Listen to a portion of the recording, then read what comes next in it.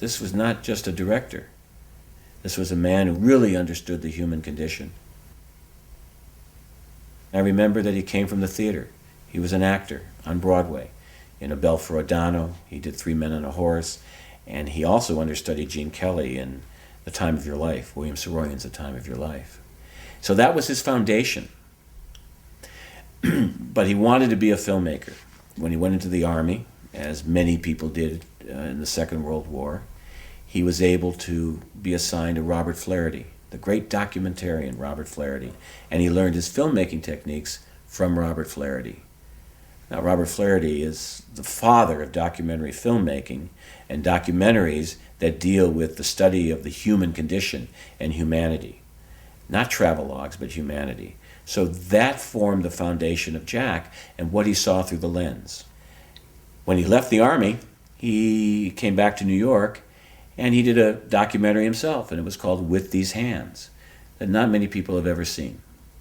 It was a documentary about the garment workers' fire that was in New York.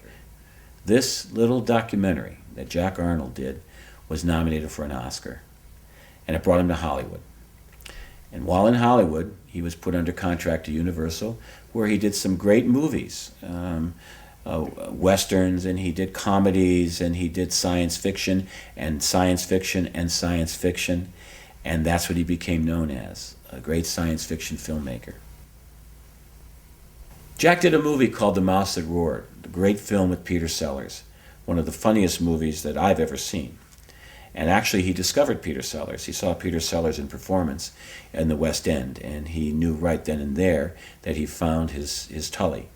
And Peter wound up playing 3 or 4 characters in that movie, including the Grand Duchess of Fenwick. And the movie was a terrific film. I mean, every little nuance of that movie was Jack, including seeing the mouse crawl up the skirt of the logo of Columbia Pictures at the very beginning before the movie started. That was Jack. He was an innovator. He fought the studio on Incredible Shrinking Man. The ending of Incredible Shrinking Man is where Grant Williams continues to shrink down smaller and smaller and smaller, walks through the screen, and then continues to shrink into some other world. It wasn't the ending that the studio wanted. The studio wanted the shrinking man to get big again and everyone's happily ever after. But Jack fought for that. And it's that metaphysical ending that makes the picture a classic today. If you look at scenes from Creature from the Black Lagoon, where Rico Browning, who's the creature, is swimming underneath the girl, it's very sensual, very beautiful. And then you go look at Jaws, and you'll see scenes in Jaws where the shark is swimming underneath the girl. Very sensual and very beautiful. Whenever I see shots and scenes from Close Encounters of the Third Kind, I often think of It Came from Outer Space.